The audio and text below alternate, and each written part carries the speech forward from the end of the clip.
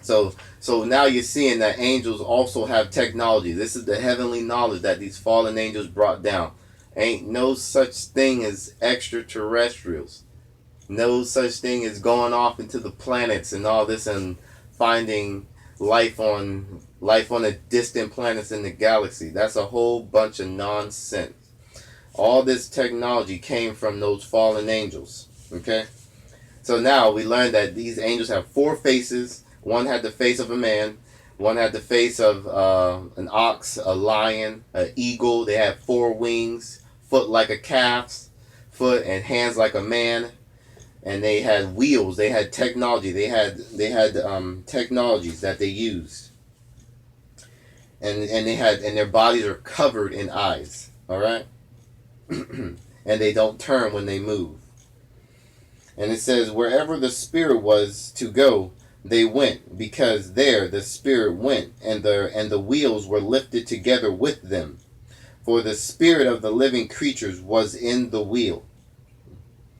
And also, we're going to talk about how big these angels were, too. Well, you're going to get an idea of how big they were. And then we're going to read a Bible verse that talks about how big these angels were. Because remember, the first generation giants were 450 feet tall, 300 cubits. And notice, that is also the same measurements of Noah's Ark.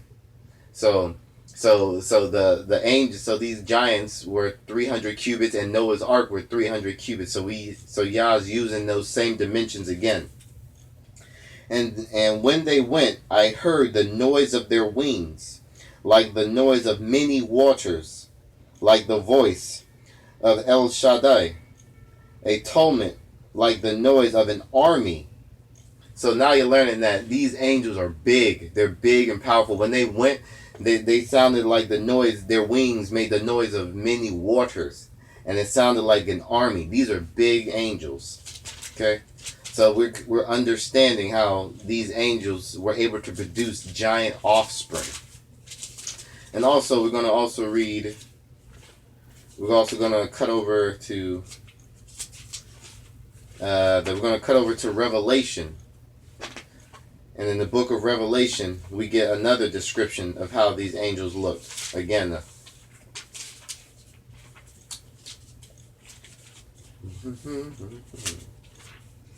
so this is in Revelation chapter 4. So this is in Revelation chapter 4, verse 6.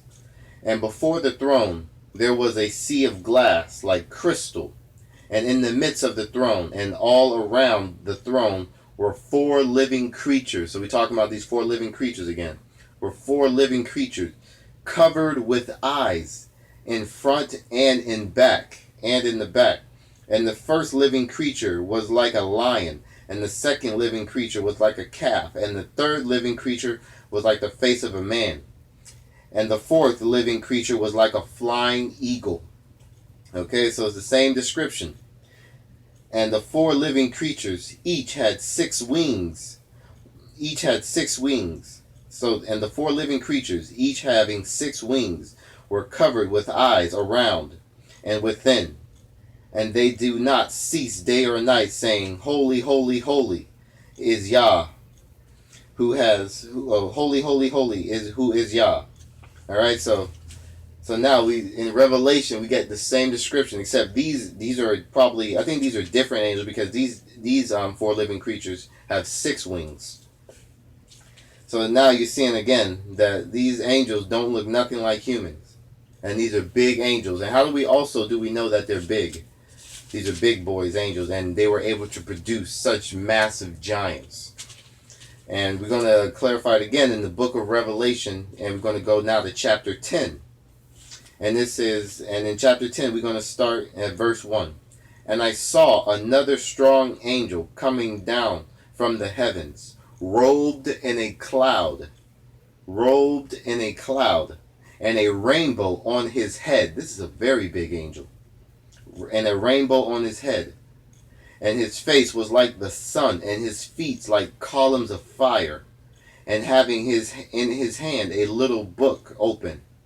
And he placed his right foot on the sea, and his left foot on the land. Are you hearing that?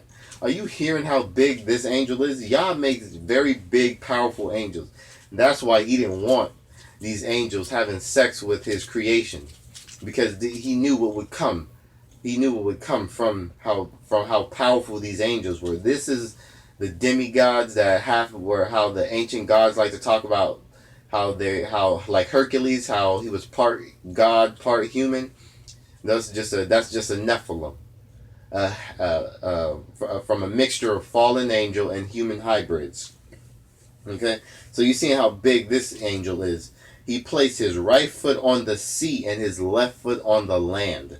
And we're going to skip down to verse 5. And the angel whom I saw standing on the sea and on the land lifted up his hand to the heavens. So this angel was so big he could stretch his hand into the heavens. So this is a very big angel. So now you're seeing why when these angels came down, they taught the mixture of human and animal DNA, because they wanted to make creatures like that were in the likeness of themselves. And now you're seeing why they taught the constellations, why they taught the use of metals, because they themselves have technologies. We heard about, and those angels, by the way, that I described, that have 4 faces and all that, those are the cherubim angels. Those are the cherubim angels. I forgot to mention that part. But those are the cherubim angels that they're describing there. And so now you learn and you're seeing why they taught this mixture, and why they were making these images, why they were making creatures in their own image, because they wanted to make their own creation. They wanted to prove God wrong, Yah wrong, and make him seem to be a liar. And they wanted to corrupt the whole world with their heavenly knowledge, okay? And now I'm going to read a verse that clarifies that the book of Enoch and the book of Jasher is perfectly okay to read information, and that it is not by any means false writing, all right, or proven to be false. How are you going to prove Yah to be false, by the way? How are you going to prove Yah to be false? You can't, because Yah is way above us all. So we're going to go into Joshua chapter 10. We're going to go into Joshua chapter 10, verse 13. So in Joshua chapter 10, we're going to read at verse 12. Then Joshua spoke to Yah in the day when Yah delivered